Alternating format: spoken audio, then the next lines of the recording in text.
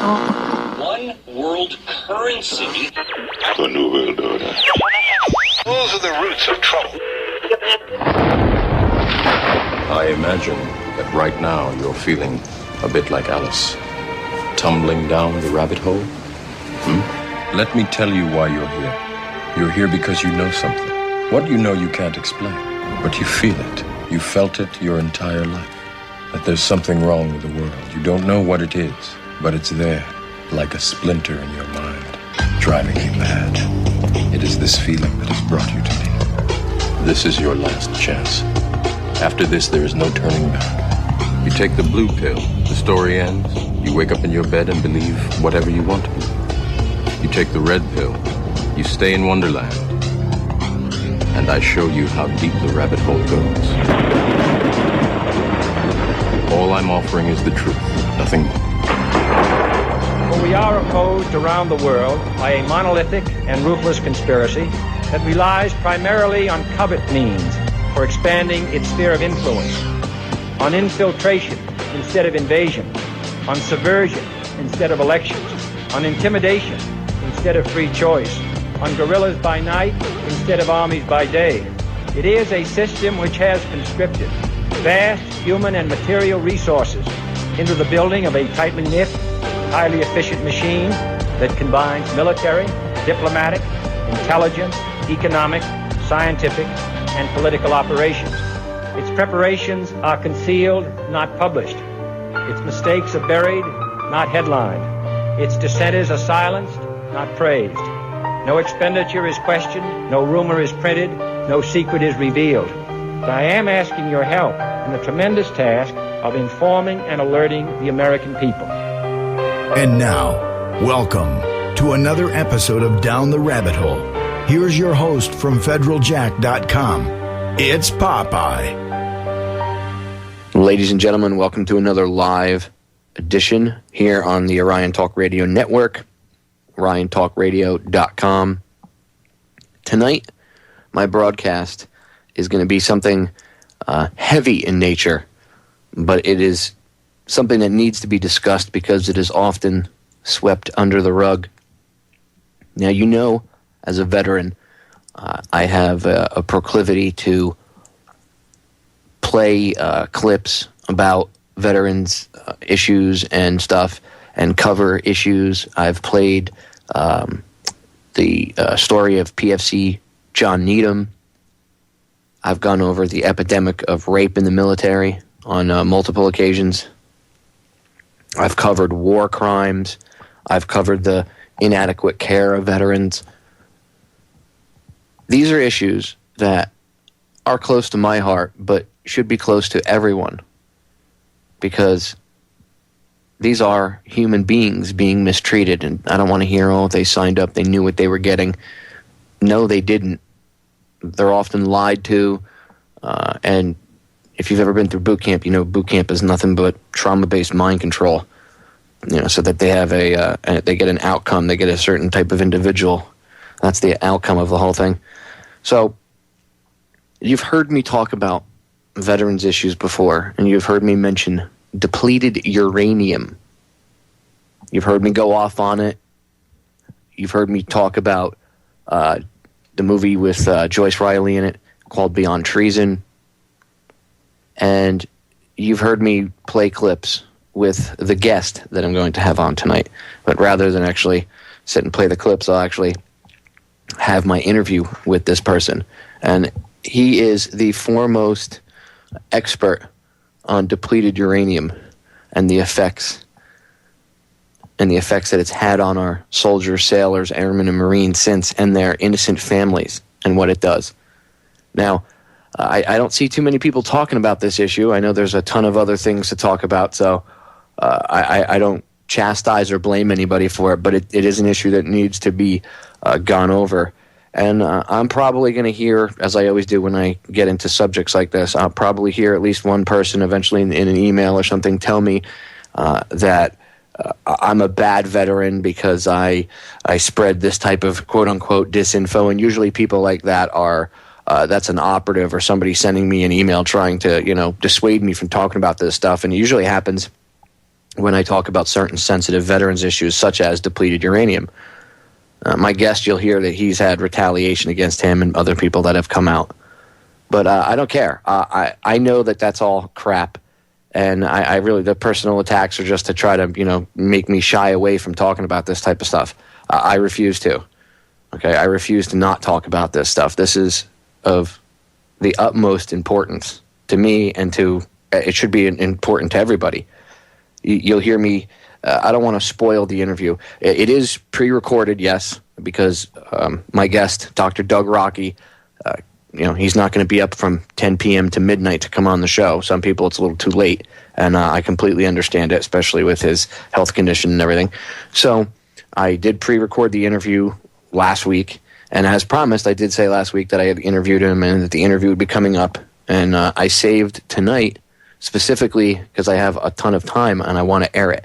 Now, a lot of you are going to say, who's Doug Rokke? Well, you'll hear him talk a little bit about himself, but I'm going to read his bio really quick, and then I'll get into playing the interview for you. Doug, actually, I shouldn't call him Doug. We'll say Dr. Doug. I want to give him the proper respect. Dr. Doug Rokke is a depleted uranium expert, as I said earlier. He earned his BS in physics at Western Illinois University, followed by his MS and PhD in physics and technology education at the University of Illinois. His military career has spanned 4 decades to include combat duty during the Vietnam War and Gulf War I, which he talks about his time in the Vietnam War, and he gets into a little bit about himself. Doug served as a member of the 3rd U.S. Army Medical Command's Nuclear, Biological, and Chemical Teaching, Medical Response, and Special Operations Team, the 3rd U.S. Army Captured Equipment Project Team, and with the 3rd U.S. Army Depleted Uranium Assessment Team during Gulf War I, otherwise known as Operation Desert Storm. He was the U.S. Army's Depleted Uranium Project Director from 1994 to 1995. He developed the congressionally mandated education and training materials and wrote U.S. Army Regulation 700 TAC 48, the U.S. Army PAM 700 TAC 48, and the U.S. Army's Common Task for DU incidents. Doug has taught nuclear, biological, and chemical warfare, hazardous materials, and emergency medicine for over 20 years to both civilian and military personnel. Dr. Rokke was one of the original authors of the 1982 EDRAT, Emergency Disaster Response Assistance Team, proposal, which formed the foundation for today's National Guard CSD teams and the Illinois CERT teams. In preparation for the 1996 Atlanta Olympics, he wrote and taught the original Chemical Biological Counterterrorism course for civilian emergency responders that is now the Federal 120 City and Department of Justice course, then served on the emergency response team located in Birmingham, Alabama. So obviously you could see that Dr. Rokke knows what he's talking about. He's not a moron in the slightest terms. I mean, I could go on and on. If you want to go over to, I'll drop it in the chat room, and in the YouTube video archive, I'll put a link for his bio, but it's twice as long as I could get into. But I wanted to read a little bit of his bio so you understand it. Doug isn't just some pissed off veteran with some story that he pulled out of thin air. He's been attacked and they've tried to discredit him. You can't. Okay? This guy, his credentials are impeccable and his knowledge is of the first degree. So, without wasting any more time, I'm going to start my interview with Dr. Doug Rokke on depleted uranium, and it is an important thing. Please, if you have family that is serving right now, if you're serving right now, if you're listening to this, if you're a veteran who served 10, 20 years ago, if you were in the first Gulf War, if you were in Gulf War Part 2, Iraq, Afghanistan, attack on the Middle East, whatever, if you're just got out, if you were anywhere near any types of munitions, if you got vaccines, you want to pay attention to that a little bit too. But especially if you were in Gulf War I, Doug talks about what he knows. about places like Camisea, which was a chemical munitions warehouse that we blew up. And a lot of our troops were downrange from that, and they got exposed to things.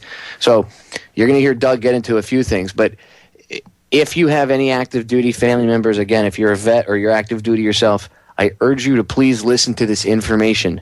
This is imperative. This is not a joke at all. I couldn't stress how serious of an issue this is, and that they don't talk about it. And you'll hear why they don't talk about it. We get into it. Here we go. Ladies and gentlemen, welcome to this special broadcast, this edition of Down the Rabbit Hole. Today I have with me a very special guest, someone who I've mentioned on air before. I've played audio clips from YouTube of him speaking in the past, and rather than just play audio clips, I'd rather actually let you hear the man himself, because there just is no replacement for that. There is no filling in for that. So let me welcome to the show my special guest, Dr. Doug Rokke. Doug, welcome to the broadcast. Well, thank you very much. I stumbled upon you through Joyce Riley, actually, years ago. And I found the movie Beyond Treason. And I had seen clips of you, I guess probably taken out from Beyond Treason, maybe 5 or 10 minute clips on YouTube. But I didn't really know who you were, and I started to research you, or research about you, and the information you've brought forward with in regards to DU and the how we've poisoned not only foreign countries, but it poisons the soldiers, how easy it is for these guys to come back and cross-contaminate everything. And it just, the level of what's going on blew my mind. And I already know a lot of all this crazy stuff that's going on in our world today, but the level of what's going on with the DU contamination and then the cover-up on top of it is just astounding. And not many people really know the truth about what's going on. So I wanted to bring you on the broadcast so that people could get to hear what you have to say. And just so the listeners know, it might end up being a multi-part thing, because this is not something that you can just dive into and wrap it up with a nice little bow in an hour or 2 hours. It's something that might even require more time. And yeah, I'll interrupt the recording there for a second. That is true. Doug will be coming back on again, because there isn't just enough time to go over this, and he can only talk for a certain amount of time about this. It does take a toll on him. So he will be back for part 2. And perhaps even a part 3, so stay tuned. All right, back to the interview. And Doug has been so kind as to offer that if we have to do that, that's cool. And I want to give him a big thank you before that even happens right off the bat. Give him a big thank you for that. So, Doug, let's start at the beginning. Tell the listeners a little bit about yourself, your background, your history, and how you got into this whole depleted uranium mess. Oh, boy. It's a long story. I mean, I enlisted in the U.S. Air Force back in 1967.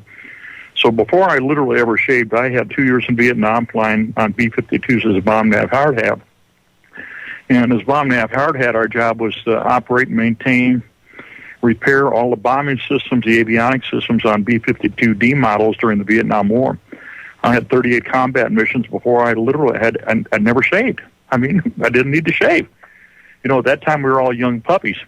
Got out and did the whole thing, went back to college and got a degree in physics, and, went and got a job and everything. And then back in 1980, my best friend and I were invited to come back into Illinois Army National Guard as combat medics and medical instructors for them, and specialists in emergency rescue, because the National Guard has that responsibility, in a civilian disaster. And they were putting the best of the best together, and we all got in. Well, we did that for 3 years in the Illinois Army National Guard and the infantry, and then lo and behold, the Army Reserve came to us and said, hey, we want you guys as instructors. Will you transfer from the Army National Guard to the Army Reserve and to teach nuclear, biological, chemical warfare and emergency combat medicine, emergency rescue? And we go, sure, why not? Hey, it's a lot of fun, You got to do something with your summers. You got to have fun, other times and everything, and this is definitely a lot of fun. Well, we did that for 3 years, and then lo and behold, 19 years after I first enlisted, the regular Army showed up down here at the University of Illinois and said, "Hey, plop, plop, fizz, fizz, Doug, how would you like to be a second lieutenant?" And they said, hey, you can have your E7 or you can take your second lieutenant bar.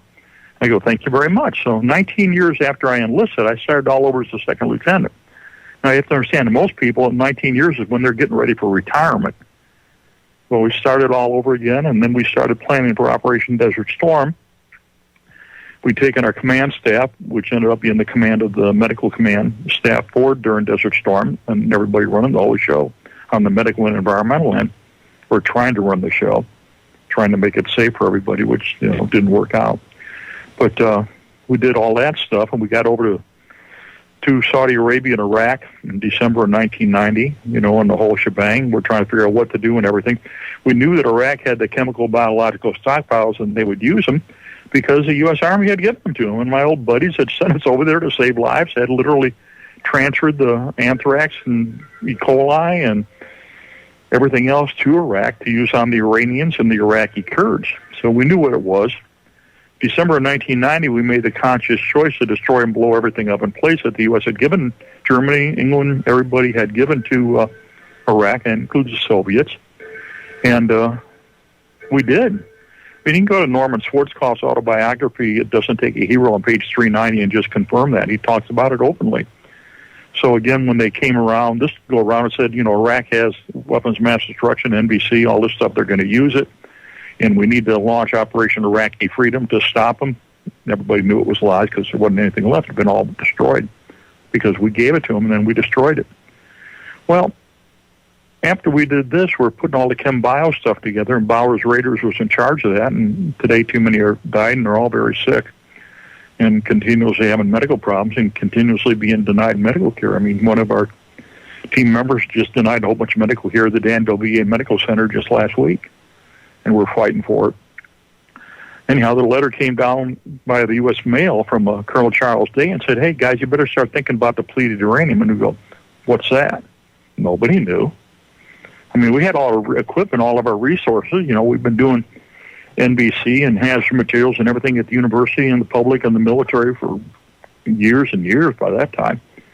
And next thing we know, the ground war's over, and Schwarzkopf got an order from the Pentagon, told the theater medical commander, D.G. Zulis, to go find Doug Rokke and his team and tell him to clean up the mess. Well, as we say, the rest is history. That's how it all started. Let's get into the first Gulf War. And not many people realize, and in fact, you actually educated me off air a little bit, even before we did the interview today, that I had mistakenly, and I think this is a lot of researchers that know about depleted uranium do this, because it seems to be the consensus of opinion that a lot of us thought that the first Gulf War was the very first use of depleted uranium munitions by the United States. And actually, you corrected that fallacy. It was the first time that, all across the board, they were used, but it was not the actual first time that they were used. So if you could, I'd like to get into depleted uranium, the first time we used it, and then why is it so controversial of a weapon. Now, I know why, but a lot of the listeners, most of the people have no clue about DU, and I think it's really important we hammer that point home. So let's start with, I guess, the first time where we first started using DU, and then into its deployment in the Middle East, and then I guess Schwarzkopf calling you guys up and saying, "Hey, we need you and your team to go in there, Doug, and clean up this mess that we created." Well, the depleted uranium actually came from German research during World War II. And again, the extensive work of both Germany and the United States, as they tried to develop nuclear weapons, basically a fission bomb, and then working on to the fusion. What you have is you have to get the fissionable isotopes, and there's a very, very small portion of that. So when you put the mixture in, say, for example, you've got all your raw uranium that goes in there, you got 99% by weight, 99% by mass, or by weight, however you want to define it, is uranium-238. And then you've got a small percentage, 7% or 8%, is 0.7 or 0.8%. 0.8%. That's less than 1 pound out of every 100, which is 235. And then the other part is 234. Now, 235 is a fissionable isotope.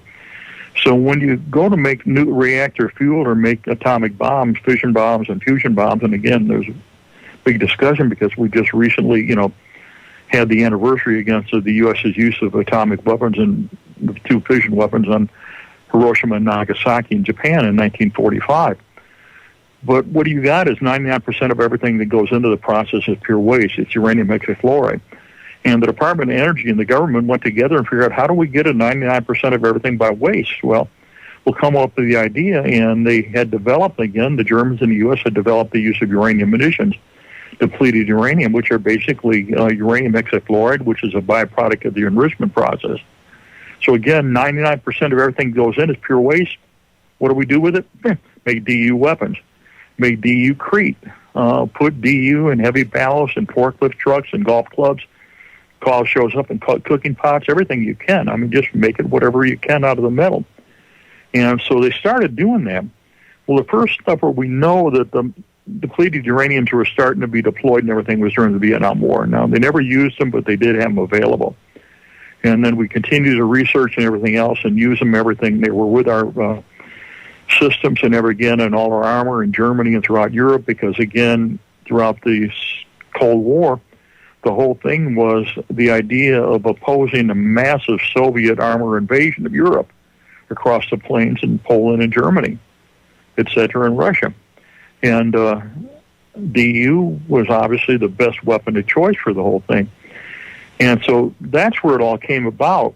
During Desert Storm, because, again, all the intel said Iraq had these incredible armor and everything else, and we didn't have any conventional missions that could stop them, we needed to use depleted uranium, which we found, with the onset of the ground war and the completion of the ground war was just pure nonsense. But anyhow, we used depleted uranium munitions. Now, DU munitions are, again, the main byproduct of the uranium enrichment process to create nuclear reactor fuel and nuclear weapons. And they're primarily uranium-238. Now, I'm going to pause it right there, and I'll pick it up right on the other side of the break. So when we come out of the break, you'll hear the bumper music, and then as soon as the bumper music ends, you're going to hear Doug pick up right where we left off. So do not go anywhere. This is important information. We'll be right back. Which we found, with the onset of the ground war and the completion of the ground war was just pure nonsense. But anyhow, we use depleted uranium munitions.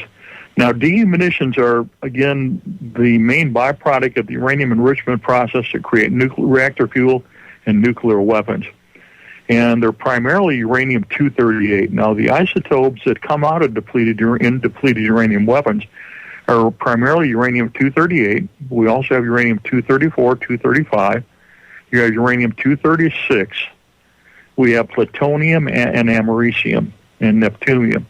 These are the radioactive isotopes that come out of the process with the U.S. Department of Energy at Oak Ridge, Portsmouth, et cetera, down here at Paducah, Kentucky, straight south of me. And so that's what it's all done. Now, the DU munitions are in different forms. The primary one that was used during Desert Storm and everything are kinetic energy penetrators. Now, gigantic darts of solid radioactive material that's chemically toxic and radioactive poison. And it's, again, those isotopes 238, 234, 235, 236, plutonium, neptunium, and americium. Again, primarily, overwhelmingly 238. Now, DU in the form of kinetic energy penetrators are like a gigantic dart. Just think you're playing darts, except this stuff is massive. The A-10 Warthog aircraft fires around about 290 grams. That's 3/4 of a pound of solid uranium. It's like a big cigar. Incredible speed. The Abrams tank fires 3 different rounds, and the Abrams M60 and the British Chieftain, and again the German Leopard fire 3 different rounds, a 105 millimeter, a 120 millimeter, and a 125 millimeter. Those are the bore diameters of their guns on their tanks. We have the Bradley fighting vehicle now that fires a 25 millimeter. The Marine Corps Lab fires a 25 millimeter. And then, again, the German, British, Australian, Israeli forces all have the equivalent, and they're used extensively. So you've got those. The kinetic energy penetrator. Now, the kinetic energy penetrator is like a gigantic dart. So what you have is a gigantic dart of radioactive materials, chemically toxic and radioactive poison, flying downrange at incredible velocities. Now, the minute it leaves the bore of the gun, the muzzle of the gun, whether it's a tank or a rifle, whether you're looking at a tank round or you're looking at the M16 5.56 round or a 7.62 round, or you're looking at the 50 cal round, these are the kinetic energy penetrators. It's flying down right. The minute it leaves the muzzle of the bore of the gun, it's on fire. Now, it flies down, and when it hits everything, it just shatters. And what happens, we're looking anywhere from 40 to 60% of the mass, of the volume, total mass of weight, breaks up into what we call spalling. Now, this stuff is on fire, moving at extraordinarily high velocities. And anything it comes in contact with just explodes immediately or catches fire and burns and blows up immediately. Incredible destructive power. Now, we know it works incredibly good against armor, and I've done the research for the U.S. Army where I fired all the different rounds of different armor that I brought back from Desert Storm, T-62s, T-55s, T-72s. We shot up U.S. Army Bradleys with the stuff to find out what would happen. I mean, I had a good day. Some people look at our team and go, you guys shoot and blow stuff up for fun, and then you dance on top of it while it's burning? Yeah, we do. You got to have fun, right? That's the best part about being in the military. Yeah, blowing stuff up, huh? Our problem is we're blowing stuff up to find out how to clean it up and what are the medical effects. So we're not blowing stuff up. I mean, we obviously blew stuff up and did everything to kill and destroy, and we had incredible success at that. But then we were tasked to figure out how to clean up the mess and provide medical care. I mean, once you blow stuff up and contaminate, you got to clean it up because you can't leave it there. And that's what the U.S. military has done historically since antiquity. I mean, we look at the first use during the French-Indian War before the American Revolution, where we used deliberately contaminated smallpox on the blankets and gave it to the Indians to kill them. That was the first use of U.S. biological warfare, and the U.S. created it. Again, in the French-Indian War before the American Revolution, and we've continued to use it ever since, effectively, to kill and destroy anybody who opposes our decisions or actions or the terrain that we want to take over or the resources we want to seize. That's the reality of what it's all about. Because you have to look at what America was founded on. The United States of America was founded on seizing terrain, resources, and everything from the natural inhabitants or residents of the areas where we wanted to take it over. That's how our nation was founded. Nobody wants to talk about that, do they?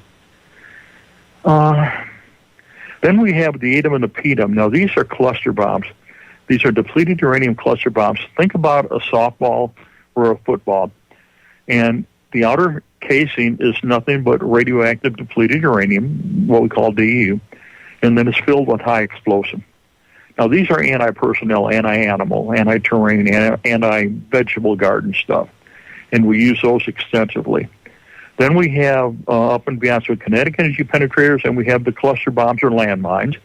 Then we have the bunker busters, GBU-28. Again, the U.S. has given an extensive number of these munitions to Israel to use in Lebanon and use in the Gaza Strip, and they use them effectively. I mean, extraordinarily effectively.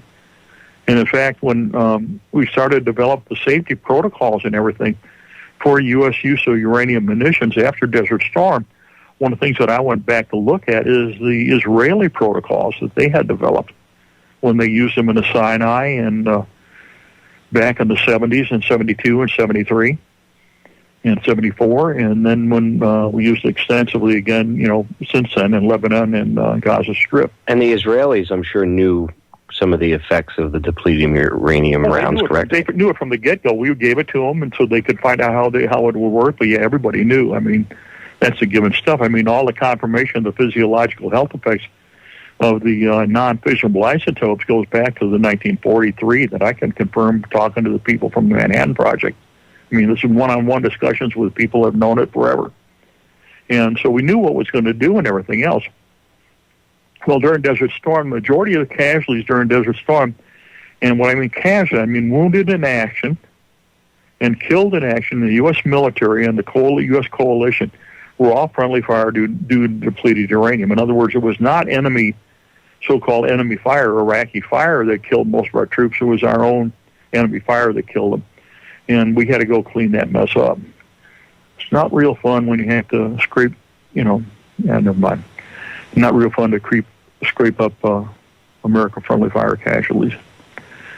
But that was all part of the thing. And nobody had figured out what we're going to do medically, what are we going to do environmentally when we made the decision to use this in Desert Storm. However, one of the things that came up real fast is, oh my God, this is the Agent Orange of the 90s. Well, it's the Agent Orange of now, too.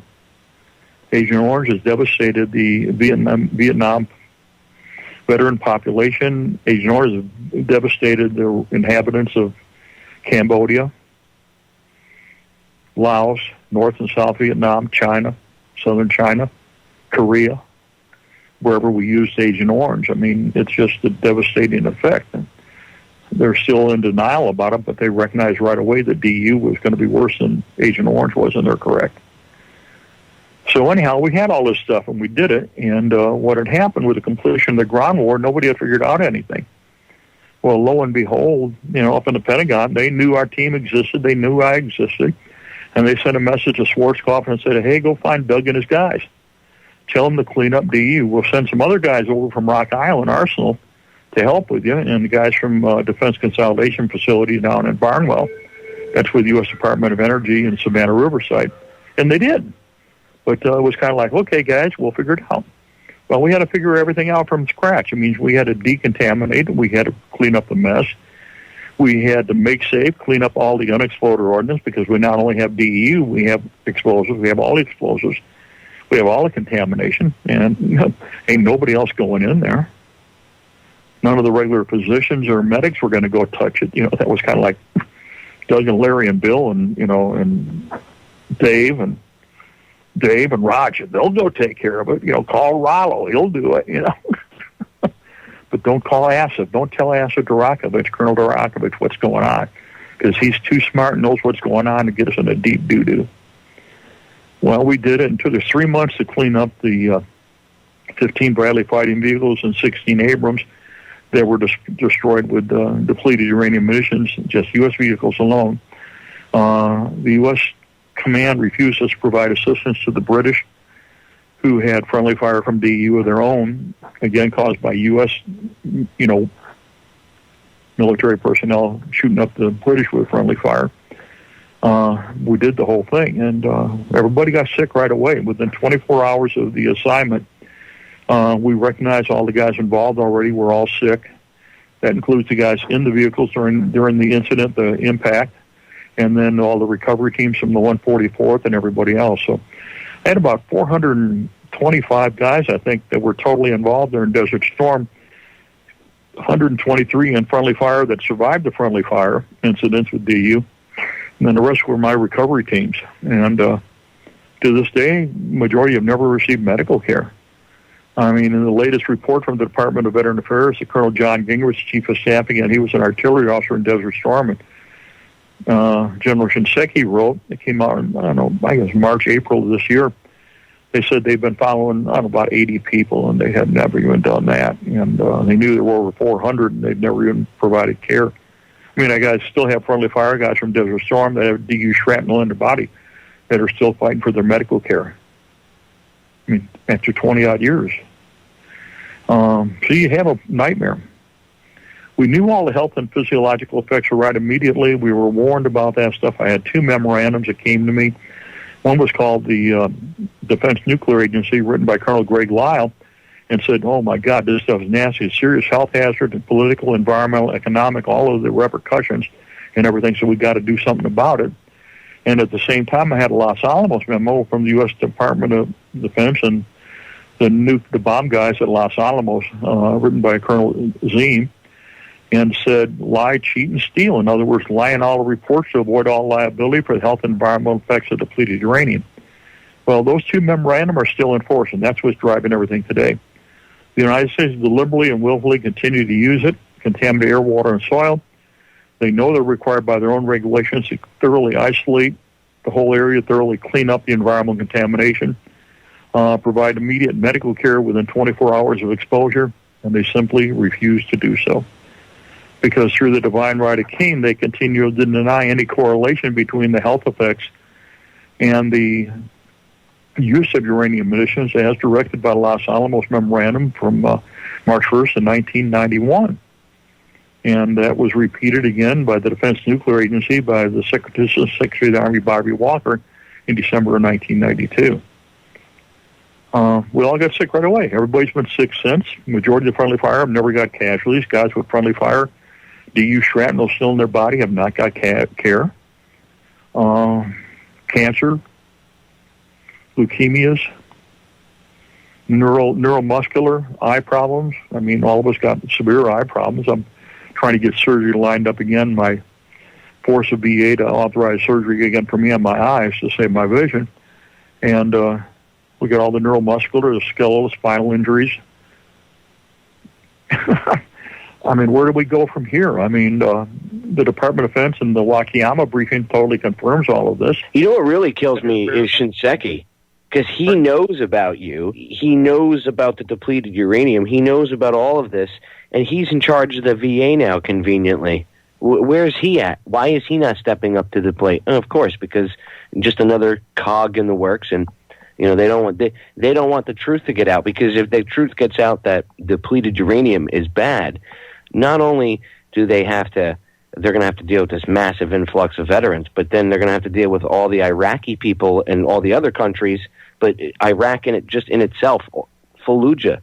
Look at the Fallujah babies from all these people being exposed to the DU over there. We literally took our toxic waste and dumped it in someone else's backyard. And so if they admit that even one piece of that shrapnel in any of these guys is a cancer-causing agent, bad for your health, DU is bad for you. If they even admit it on paper once, a precedent has been set, and now all of this, Pandora's box opens, and they can't have that. So they're gonna try to bury it on the backs of the soldiers, sailors, airmen, and Marines. It's disgusting. Yeah, well, it absolutely is. I mean, we used it extensively during Desert Storm, and then it's turned into a nightmare.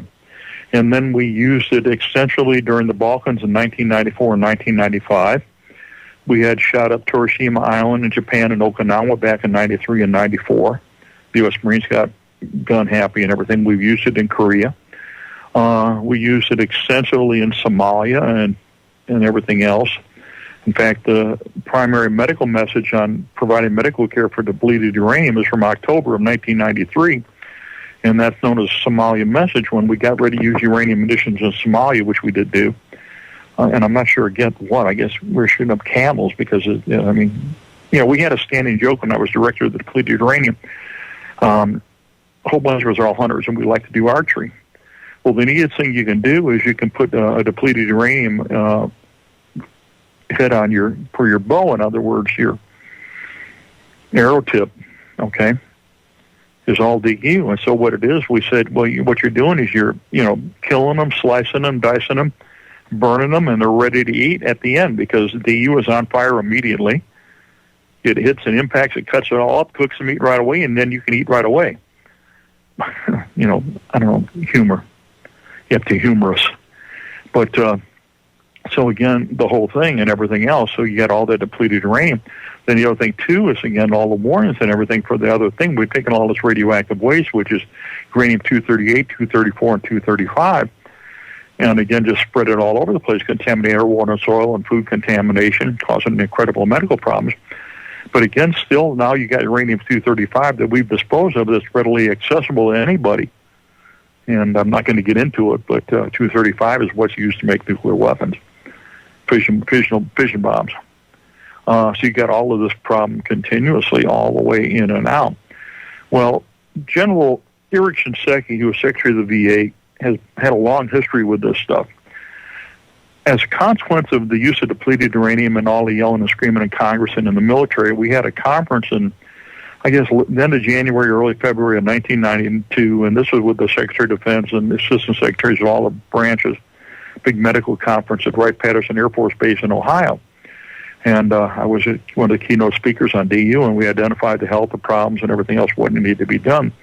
And as a consequence of that, the Assistant Secretary of the Army, Walker, issued a directive to start the U.S. Army Depleted Uranium project at the Army Environmental Policy Institute to look at the health and environmental effects of DU and figure out what to do from that. And that directive came down in December of 1992. We started working on it. And then right away, the Department of GAO for Congress's investigative arm came out with a report in January 93 and said, it's all busted, we got to fix it and everything else. Well, by this time, the Army's already got me working on depleted uranium at the Army's main Corps of Engineers Research Laboratory. Corps of Engineers Research Laboratory is co-located here at the University of Illinois. And we're already working on environmental contamination, environmental mess where the Army was in violation of NEPA. And so they got to do DEU. Okay. Well, we started writing our reports and everything, and as we wrote our reports and submitted up the chain of command, General Eric Shinseki got involved. And he was the general in charge of operations at the Pentagon, and he issued the order in August of 1993 following the Secretary of Defense's directive to him to provide medical care to all DU casualties, to clean up the environment, and put together all the training and recovery operations for use of DU. So General Eric Shinseki issued that order on August 14th of 1993. And as a consequence, lo and behold, I went back on active duty as the director of the U.S. Army Depleted Uranium Project, which ended up being Department of Defense project, which ended up being a NATO project. I had German, Canadian, Australian, U.S. military personnel assigned to me while we did the project and coordinate with all those nations, again, across the whole branch with the UN and NATO. So he's been in the loop completely, and the funny thing is he's issued the orders.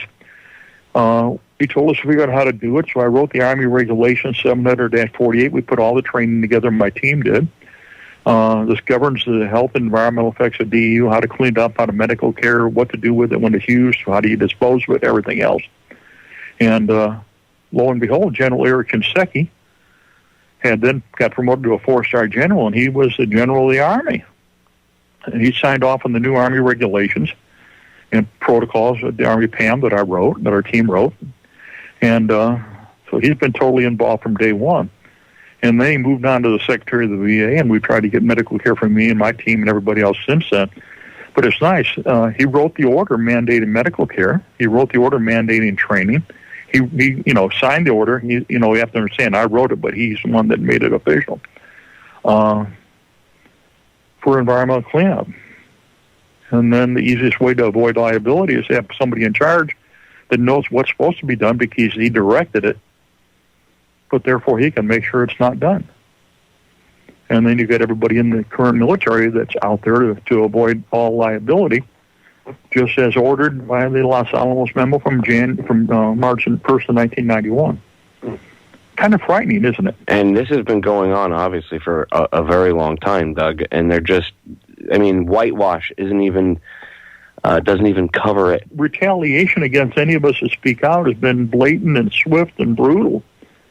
We were all the insiders. We were their experts. But once we decided to tell the truth and comply with the written orders we had to clean up the environment, to provide medical care for our own guys, and wouldn't lie anymore, we became persona non grata in a heartbeat.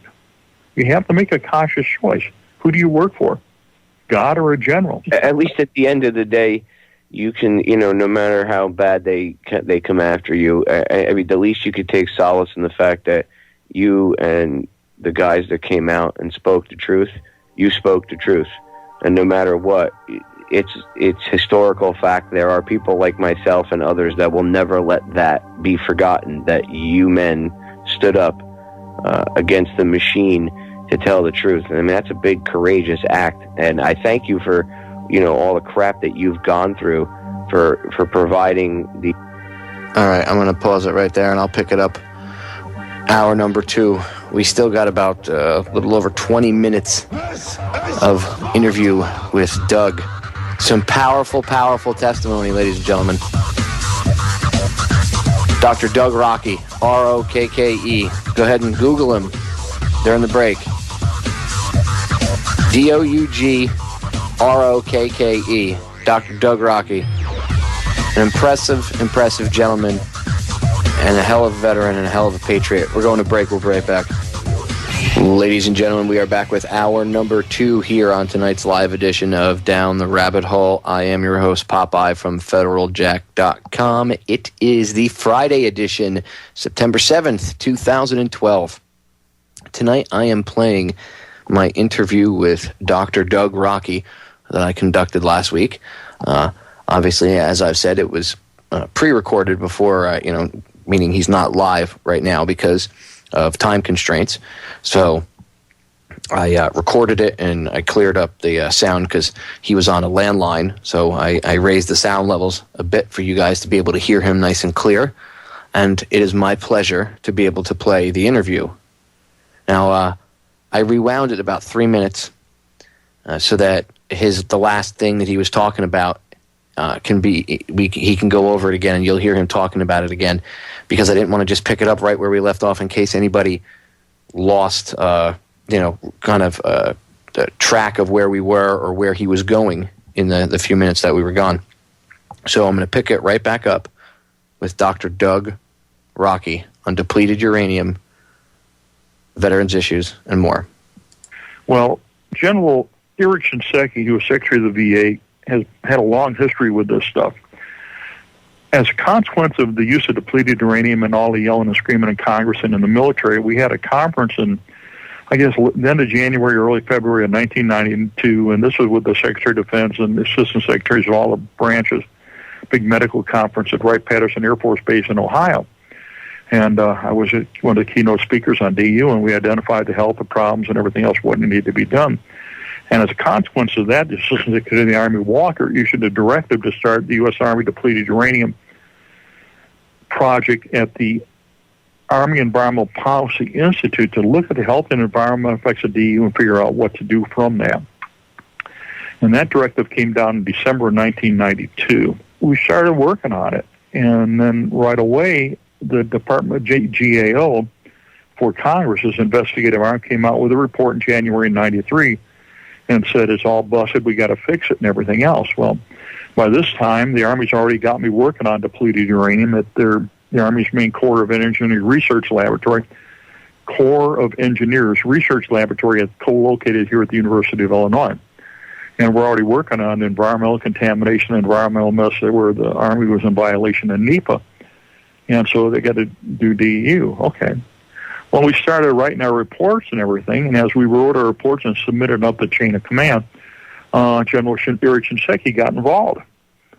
And he was a general in charge of operations at the Pentagon, and he issued the order in August of 1993 following the Secretary of Defense's directive to him to provide medical care to all DU casualties, to clean up the environment and put together all the training and recovery operations for use of DU. So General Erich Shinseki issued that order on August 14th of 1993. And as a consequence, lo and behold, I went back on active duty as the director of the U.S. Army Depleted Uranium Project, which ended up being Department of Defense project, which ended up being a NATO project. I had German, Canadian, Australian, U.S. military personnel assigned to me while we did the project and coordinate with all those nations, again, across the whole branch with the UN and NATO. So he's been in the loop completely, and the funny thing is he's issued the orders. He told us to figure out how to do it, so I wrote the Army Regulations 700-48. We put all the training together, my team did. This governs the health and environmental effects of DU, how to clean it up, how to medical care, what to do with it when it's used, how do you dispose of it, everything else. And lo and behold, General Erich Shinseki had then got promoted to a 4-star general, and he was the general of the Army. And he signed off on the new Army regulations and protocols of the Army PAM that I wrote, that our team wrote. And so he's been totally involved from day one. And then he moved on to the Secretary of the VA, and we tried to get medical care from me and my team and everybody else since then. But it's nice. He wrote the order mandating medical care. He wrote the order mandating training. He signed the order. You have to understand, I wrote it, but he's the one that made it official for environmental cleanup. And then the easiest way to avoid liability is to have somebody in charge that knows what's supposed to be done because he directed it, but therefore he can make sure it's not done. And then you get everybody in the current military that's out there to avoid all liability, just as ordered by the Los Alamos memo from March 1st of 1991.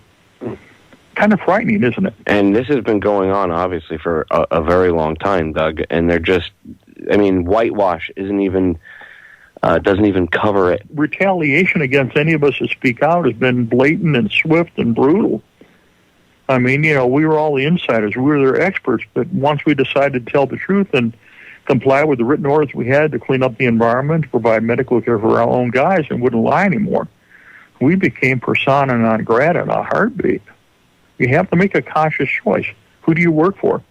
God or a general? At least at the end of the day, you can, no matter how bad they come after you, the least you could take solace in the fact that you and the guys that came out and spoke the truth, you spoke the truth. And no matter what, it's historical fact. There are people like myself and others that will never let that be forgotten, that you men stood up against the machine to tell the truth. That's a big, courageous act. And I thank you for, all the crap that you've gone through for providing the information to everybody, Doug. I really do, because I know you've been through hell for what you've, both physically and dealing with the government. So I know not everybody can, call you up and say thank you. So I speak for a lot of people when I say thank you for what you've done, because it's much appreciated. Andres Carnegie Bott, Colonel Bott is dead. Command Sergeant Major Jim Runge is dead. Dr. Rosalie Bertel, one of the most, foremost, actually Catholic nun, foremost scientists, got involved with us years ago and trying to help. An expert in all this stuff is dead. Pete Johnson is dead. Sitten is dead. Zuli is dead. Kiefer is dead. We think Tom is dead. Can't find him. Dave and Raj. The reality is the use of uranium munitions contaminates air, water, and soil, affects all physiological systems of the body through chemical toxicity and radiological exposure. And you get sick and then you die. Or you get sick and you try to get medical care. And the bad thing about it, General Shinseki ordered medical care for everybody personally in August 1993. And now he's the Secretary of the VA, and he still is not enforcing it. Kind of wonderful, when the guy in charge can make sure it doesn't happen, they don't have incur any of the expenses for all the medical care. The cross-contamination, the equipment came back, and everything with clothing came back and cross-contaminated across our nation into the families. Devastating physiological effects. Individuals with DU friendly fire came back cross-contaminated, and their wives came down with cancer and died. One of the wives of one of my team members died from cancer rapidly with a cross-contamination after we came back. And that's a big issue that not many people realize, Doug.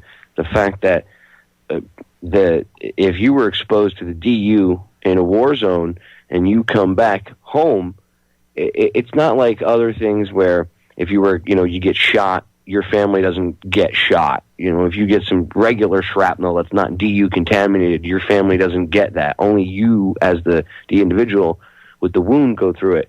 But DU is so much more heinous because you can come home from a battlefield and you might look to the naked eye clean, but you're not. And you end up cross-contaminating your family and your children and your wife, and they end up becoming casualties in this.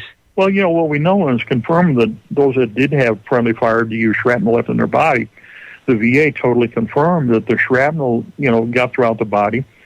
And again, cross-contamination through semen and everything else, not only all the birth defects and everything, which has devastated the children of Fallujah and Iraq and Afghanistan and Somalia and Puerto Rico, again, all the other sub-Iekas and Hawaii. Incredible problems over here in Jefferson Proving Ground in Indiana. Down in Florida, at Eglin, every place that we go. But with the DU shrapnel still in the body, again, cross-contamination, you got the RNA, DNA changes in the genetic code. So the birth defects are devastating. That's why we see so many deaths in the 82nd Airborne, because they were at Fallujah. So the deaths and the medical problems and the children conceived by the 82nd Airborne after returned are the same problems with the kids in Fallujah. And the medical problems in both are the same, whether the soldier or the resident that lived there. Again, we know what it's all there. Department of Defense internal reports confirm it. Department of Veteran Affairs internal reports confirm it. All of our work confirms it. And common sense confirms it. But we have to understand the purpose in war is to kill and destroy the most effective means possible and a complete disregard for the health and environmental effects. And the U.S. military and all of us think we're, John Wayne and Rambo. We can leap tall buildings every day in a single bound. I used to be good at 4 stories. I'm down to 1 now. These kids have that air of immortality. I think that's why, I know that's why they go after 18-year-olds, and they want to get them young. Because if they went after, I'm in my late 30s, I've already been in. So if they went after me now in my 30s with what I know, I would be like, no, you're insane. I'm not going to go, sacrifice my wife, my kid, my family, whatever, my future. I'm not going to go dump toxic waste in someone's backyard. You wouldn't do it. You wouldn't be willing to jump in front of bullets, but when you're 18, you think you're bulletproof. You do, you really do, and even older. I mean, that's part of being in the military. You think you're bulletproof, and you think that everything we do is always correct. I mean, historically, it's always been put forth that whatever we do, whatever we decide to do is the right thing under God to do. And nobody stops to think and go, wait a minute, how many nations have invaded other nations? How many other nations occupy other nations? How many other nations have used radioactive weapons, nuclear weapons? How many other nations use chemical and biological weapons without hesitation? I mean, it's really frightening. Then you look at the physiological effects of all of this stuff. And you have to understand, when you have DU, you get all the hazardous materials, you got all the stuff from what was destroyed, you got all the chemical, biological materials. So you have an entire complex toxic soup that affects the body. And that's why you have over 300,000 Operation Desert Storm casualties right now, disease and non-battle injury. They're trying to get medical care from the Department of Veteran Affairs.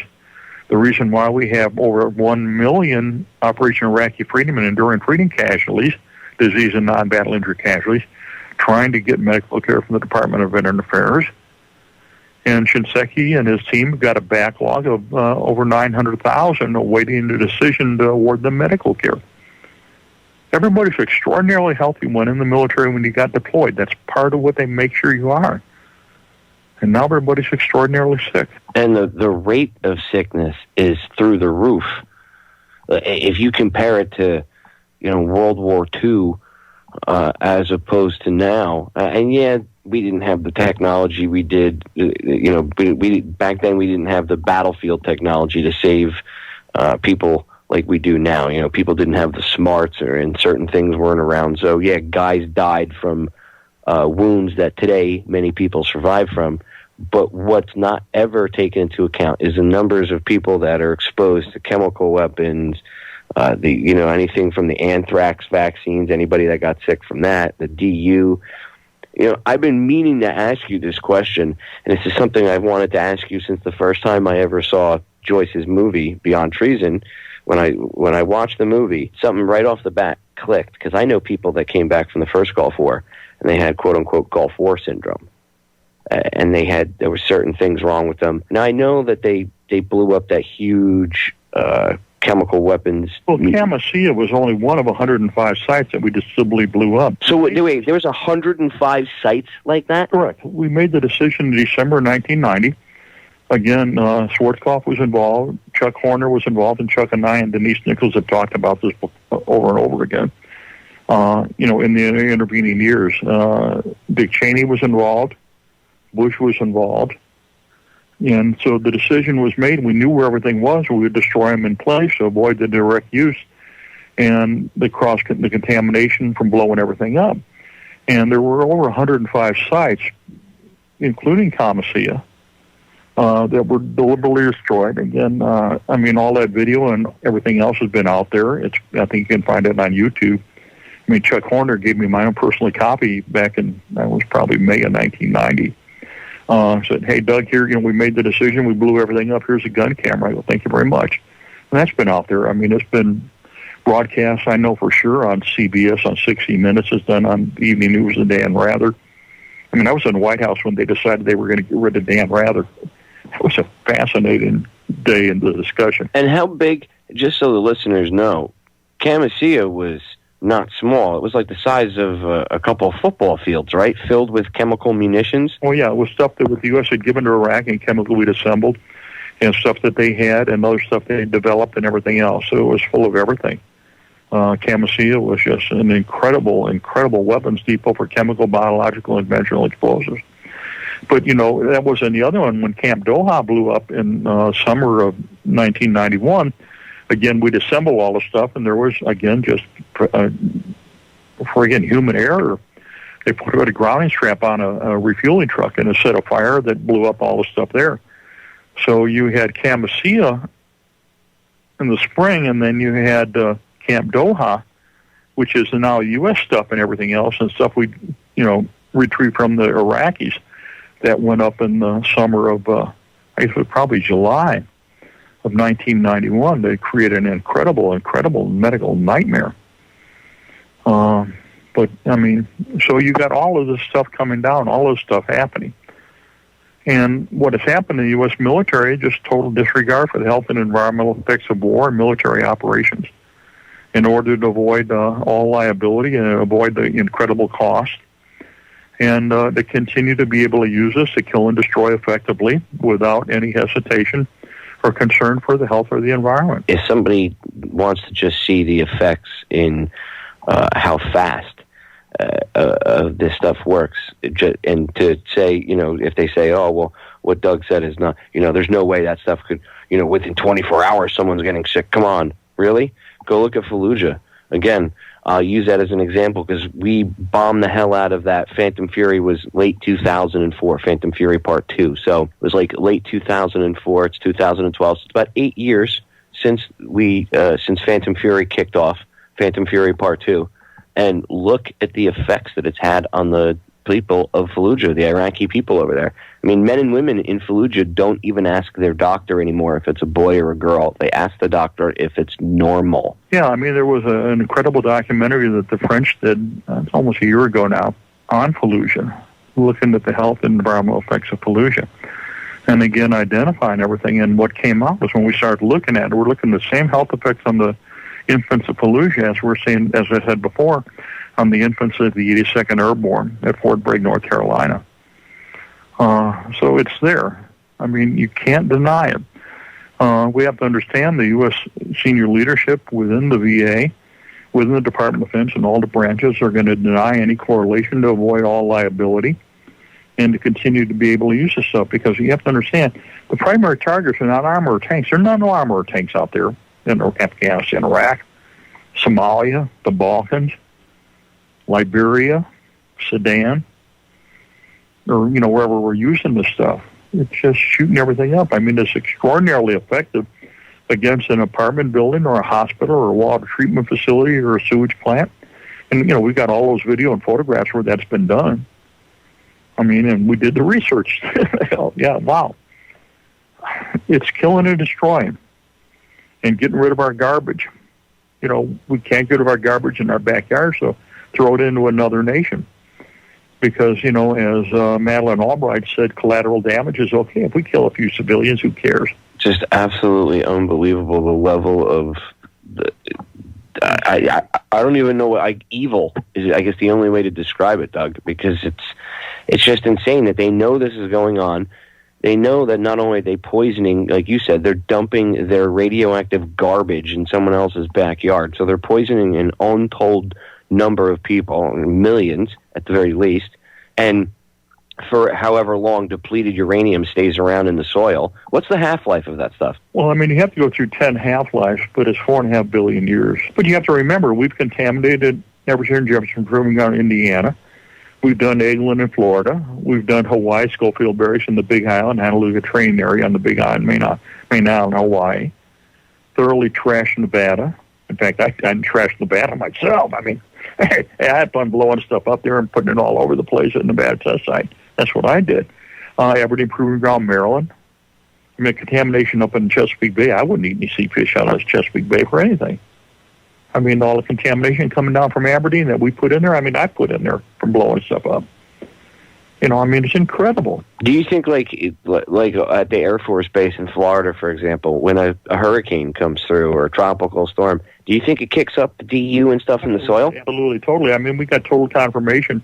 The British Royal Academy of Sciences totally confirmed the contamination from Iraq has reached northern Europe and then all the way into England. All the data is there, totally confirmed. Chris Busby did all the data collection. There's no doubt about it. You got a small battle and everything, and this stuff goes thousands and thousands of miles. The U.S. Army, in their common task training, absolutely states that you can't go within 50 meters. That's over about 150 feet, 160 feet radius of any single DU incident without full respiratory and skin protection. That's the Army's own specific guidelines. So if one tank shoots up another tank, the area out there for 160 feet radius around that single shot on that single vehicle is thoroughly contaminated and requires complete decontamination, isolation, and medical care for everybody that was within that area or downwind. When we did the Nevada test site, the downwind pattern is huge. It's incredible. And resuspension is incredible. So it's there and it gets wind or movement or whatever, it resuspends it, and it's horrible. I'm going to pause it right there. And you heard what I asked him. I said, so the testing grounds here in the United States, like the one down in Eglin Air Force Base in Florida, so when a tropical storm or a hurricane comes through, it picks all that stuff up and blows it around? And he said, yes. Just lovely. Real smart. Educate yourselves. Depleted uranium. We'll be right back. Ladies and gentlemen, we are back for the final segment of the Friday edition of Down the Rabbit Hole. Thank you all for tuning in tonight. Please, I urge you to send the link when I put it up. I'll have it up ASAP. The link to the YouTube archive. Or you can pull within a few hours, you can pull the 32K version archives from the archive page on Orion. And please make someone listen to this. Make someone listen to this. Especially if they want to join the military. Or they're in the military. Or your spouse is in the military. Or you're in the military and you think somebody else should hear this. I think you all might want to know. I know if I had someone that was willing to tell me the truth about this kind of stuff before I joined, I would have been able to make a more informed decision.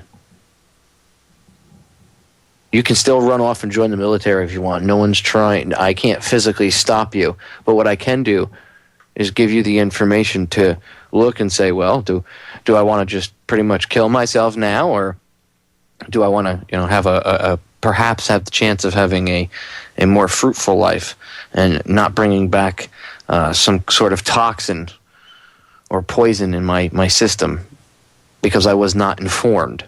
At least now you can say, well, they told me I was going to get cancer, and look, I guess I should have listened, right? But at least you can say that you made an informed decision. Whereas, if it happens and you're not told, I just think it's worse. So pay attention to this. Now, I rewound it a few minutes like I did before because I know that during a few-minute break, you might lose track of where Doug was. So just like I would have him pick up with his point coming back into break, I rewound it a few minutes. So here we go. The last piece of my interview with Dr. Doug Rokke on depleted uranium, or DU for short, and the health effects and all the information behind this that maybe people don't have any information about. And think about that, what he said about Eric Shinseki. The current head of the VA was his boss, and he knows all about this. And yet I don't see any veterans being treated for depleted uranium exposure or poisoning or the effects thereof. Real nice. There was an incredible documentary that the French did, it's almost a year ago now, on pollution, looking at the health and environmental effects of pollution. And again, identifying everything. And what came out was when we started looking at it, we're looking at the same health effects on the infants of pollution as we're seeing, as I said before, on the infants of the 82nd Airborne at Fort Bragg, North Carolina. So it's there. You can't deny it. We have to understand the U.S. senior leadership within the VA within the Department of Defense and all the branches are going to deny any correlation to avoid all liability and to continue to be able to use this stuff, because you have to understand, the primary targets are not armored tanks. There are no armored tanks out there in Afghanistan, Iraq, Somalia, the Balkans, Liberia, Sudan, or, wherever we're using this stuff. It's just shooting everything up. I mean, it's extraordinarily effective against an apartment building or a hospital or a water treatment facility or a sewage plant. And, we've got all those video and photographs where that's been done. I mean, and we did the research. Yeah, wow. It's killing and destroying and getting rid of our garbage. We can't get rid of our garbage in our backyard, so throw it into another nation. Because, as Madeleine Albright said, collateral damage is okay. If we kill a few civilians, who cares? Just absolutely unbelievable, the level of... I don't even know what evil is. I guess the only way to describe it, Doug, because it's just insane that they know this is going on. They know that not only are they poisoning, like you said, they're dumping their radioactive garbage in someone else's backyard. So they're poisoning an untold number of people, millions at the very least, and for however long depleted uranium stays around in the soil. What's the half-life of that stuff? Well, I mean, you have to go through 10 half-lives, but it's 4.5 billion years. But you have to remember, we've contaminated Everett, Jefferson, Proving Ground, Indiana. We've done England and Florida. We've done Hawaii, Schofield Barriers in the Big Island, Honolulu training area on the Big Island, Main Island, Hawaii. Thoroughly trashed Nevada. In fact, I trashed Nevada myself. I mean, I had fun blowing stuff up there and putting it all over the place at Nevada test site. That's what I did. Aberdeen Proving Ground, Maryland. I mean, contamination up in Chesapeake Bay. I wouldn't eat any sea fish out of Chesapeake Bay for anything. I mean, all the contamination coming down from Aberdeen that we put in there, I put in there from blowing stuff up. It's incredible. Do you think, like at the Air Force Base in Florida, for example, when a hurricane comes through or a tropical storm, do you think it kicks up the DU and stuff in the soil? Absolutely, totally. I mean, we got total confirmation. The British Royal Academy of Sciences totally confirmed the contamination from Iraq has reached northern Europe and then all the way into England. I mean, all the data is there, totally confirmed. Chris Busby did all the data collection. There's no doubt about it. I mean, you got a small battle and everything, and this stuff goes thousands and thousands of miles. I mean, the U.S. Army in their common task training absolutely states that you can't go within 50 meters. That's over about 150 feet, 160 feet radius of any single DU incident without full respiratory and skin protection. That's the Army's own specific guidelines. So if one tank shoots up another tank, the area out there for 160 feet radius around that single shot on that single vehicle is thoroughly contaminated and requires complete decontamination, isolation, and medical care for everybody that was within that area or downwind. I mean, when we did the Nevada test site, the downwind pattern is huge. It's incredible. And resuspension is incredible. So it's there and it gets wind or movement or whatever, resuspends it, and it's horrible. I mean, when we shot up the vehicles and the Bradleys and the BMPs and we let it settle out and go back into it or resuspend it, you couldn't see your hand in front of your face. It was strictly just radioactive contamination. Inhalation, ingestion, absorption. The respiratory protection that the Army has will not work. Absolutely will not work to protect you. It's too small. The particulars are so fine they go right through it. It's like, an open barn door. There is nothing that works.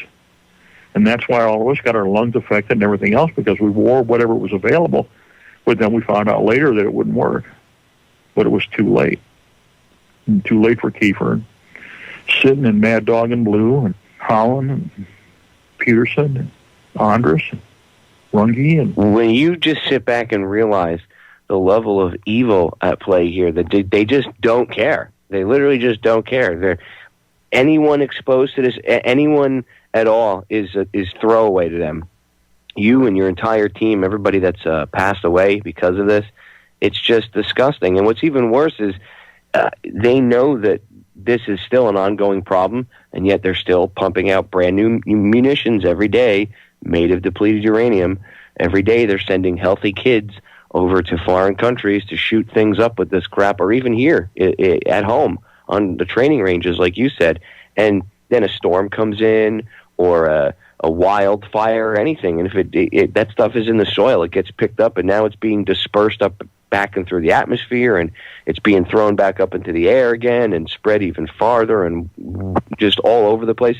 It's mind-numbing when you look at it to realize the level of contamination out there, and everybody's walking around like, there's nothing wrong with it. They don't even know that it exists. It's like the silent killer. It really is. The military is required to have full training. I mean, there's 3 tiers of training that we put together that General Shinseki signed off mandating personally. And again, all the other generals did. Same thing. Secretary of Defense did. Hamry did. Back, I guess, in January 99. It's all blurred together now.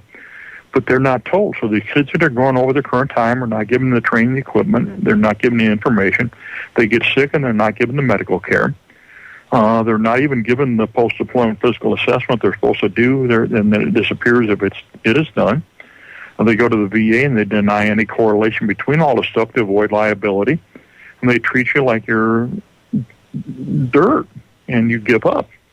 And so the kids are sick, they're ill, they need medical care, they need help, their families are in disintegration, and they're turned away. And they've always been brought up to believe that they would help them. Well, all hope disappears, and then you have incredible spouse and child abuse, you have suicides and everything else. It's lost hope, a generation of lost hope. Sent to war for nothing over lies, thoroughly contaminated, and then denied medical care. People need to go on to the various websites, Beyond Treason website, go to grassrootspeace.org website, Current Concerns website, pick up the different things, pick up the Army Regulation 700-48 off of the internet and off the Grassroots Peace. Read it. Read the medical directives. Read the Wakayama briefing from Colonel J. Edgar Wakayama to the leadership in the White House and the Pentagon about the health effects and what they knew what was happening. And then understand it, and then ask General Shinseki himself, why did he order all the medical care, environmental cleanup, and not enforce it as a general, and why is he not ensuring all of us get medical care as the director of the VA? That's something the presidential candidates need to ask. They need to take a stand and say, well, we support the troops. Well, yeah, then take care of us. Just don't wave the flag and say we support you and ignore it. I mean, you got these guys who can't get jobs today. Well, they're sick. How are you going to maintain a job when you have neuromuscular, physical, respiratory, memory problems? When you get your brain rattled and TBI, you have to remember, and all of us have had this up because had the surgery, you have internal spinal injuries. You just don't have the brain rattle without the cervical spine being damaged, or the thoracic spine being damaged, or the lumbar spine being damaged. But they don't take that into account. And when they do talk about it, they say that you're going to become a violent extremist because you now have a brain injury. So rather than actually getting the veterans the care they need, they label them as bad guys. So that way, if, for whatever reason, multitude of reasons, it's just disgusting. Doug, I really want to thank you very much for everything that you've done. I want to thank you as a vet, from one vet to another, for all these years. You still, through all this crap, you still stand by the promise you made to clean up this mess. And whether you're physically cleaning it up or out there cleaning it up via waking people up, you really are a stand-up guy, and I want to say thank you for what you do. Well, thank you very much. I mean, when I first started teaching, they said, hey, here comes Sergeant Rock. I think everybody understands the historical nature of Sergeant Rock in the comic books. Of course, I ain't anywhere near like that. I'm just one guy trying to finish a job. It was an NCO, enlisted NCO, and a commissioned officer, and a scientist, and a medic. We're finishing our job. Somebody's got to. We sure need help.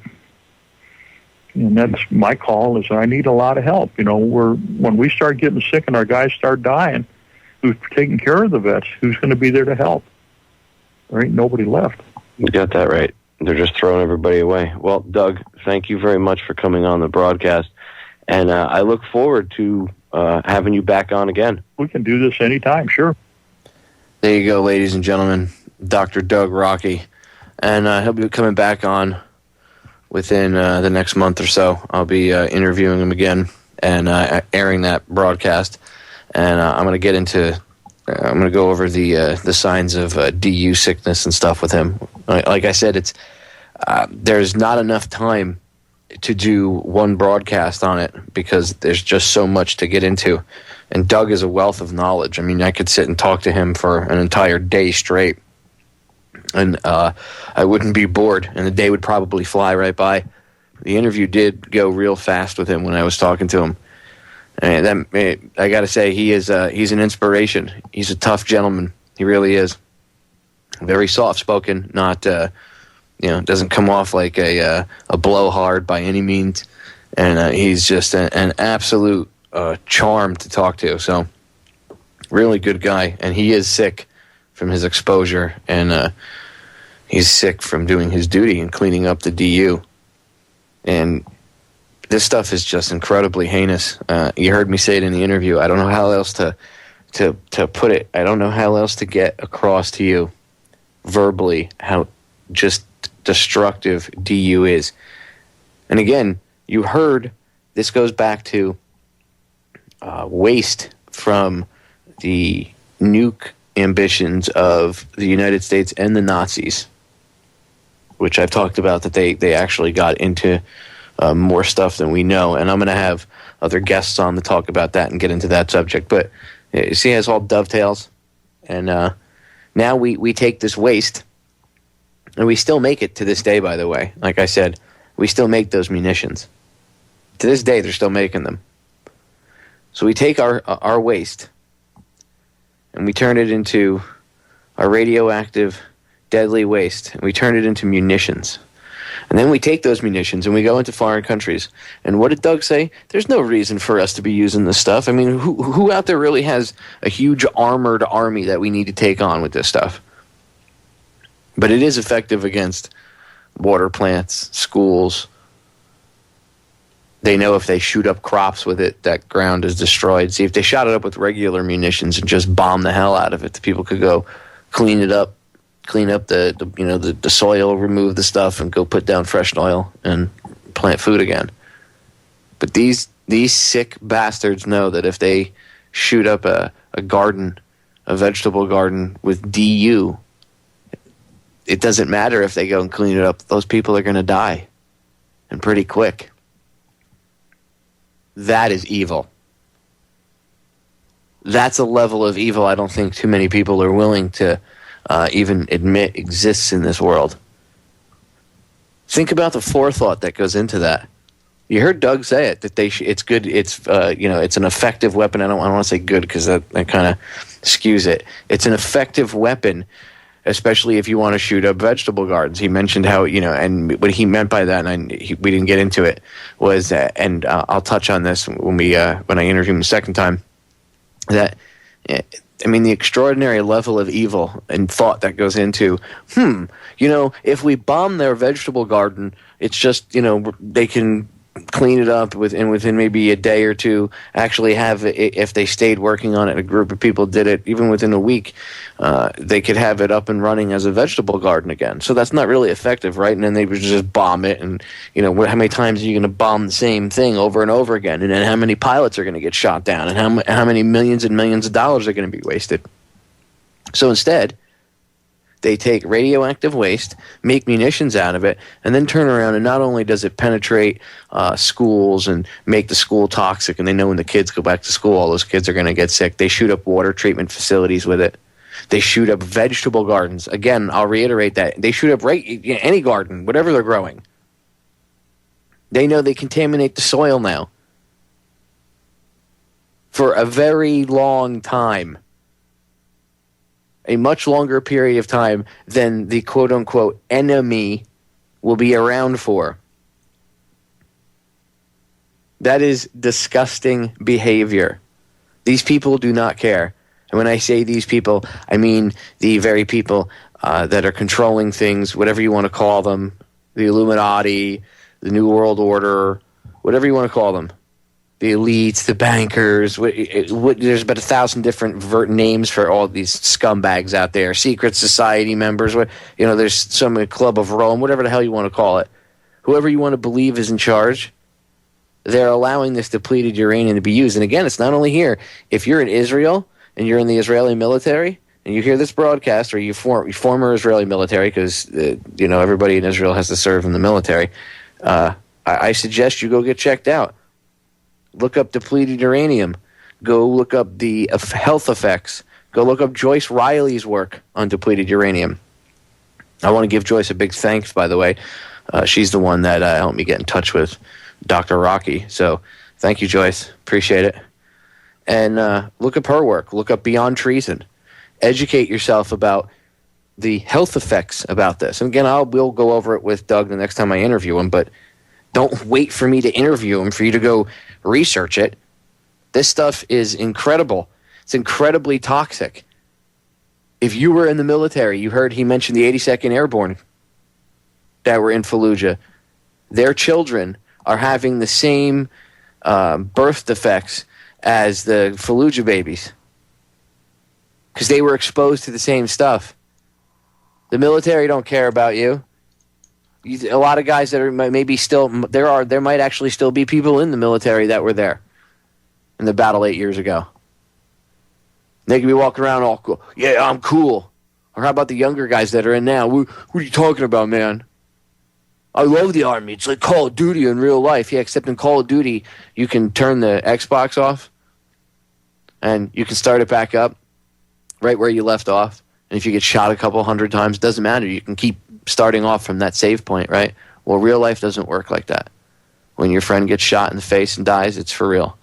When you get exposed to depleted uranium and you get cancer and you come home and you give your wife cancer and your baby cancer, that's for real. That's not a video game. You don't hit reset. So no, it's not cool to be in the Army or the Marines or the Air Force or the Navy or the Coast Guard, because all 5 branches use depleted uranium munitions now. So at the very least, if you're not worried about being vaccinated and used as a human guinea pig, if you're not worried about being sent to some foreign country to kill people for no reason at all, unjustifiably, if you're not worried about getting the karmic debt of these scumbags that are controlling things on your shoulders because of what you do physically at their command, the least thing you should be worried about, or at the most, you should, or however you want to put it, the very least you should be worried about yourself, right? If you don't give a crap about any of that other stuff, if you don't care about anything, if you don't care about anything else, that means you're pretty much selfish and you're only in it for yourself, right? So then maybe you should care about yourself, because you're going to glow in the dark and you're not going to have a long, prosperous life. And if you think it's cool to get cancer and die at a real young age and give that cancer and spread that to other people and cross-contaminate other people because, hey, that's the manly thing to do, that's the patriotic thing to do, then you need to sit down and you really need to get your priorities in order. It is not worth it. Not at all. And if you want it to stop, we need to starve the beast. And how we starve the beast is not feeding it fresh bodies to go fight and die in bullshit wars of aggression around the world. And that's how we start to fix this problem. And we also admit that there is a problem to begin with. Ladies and gentlemen, I'm out of time. I'll catch you all again Sunday. Make sure you tune in next Wednesday. Special 2-hour broadcast with Mark Passio about the occult aspects of 9/11. We get into super detail about what happened. It'll blow your mind. I'll see you Sunday. I'm out of here.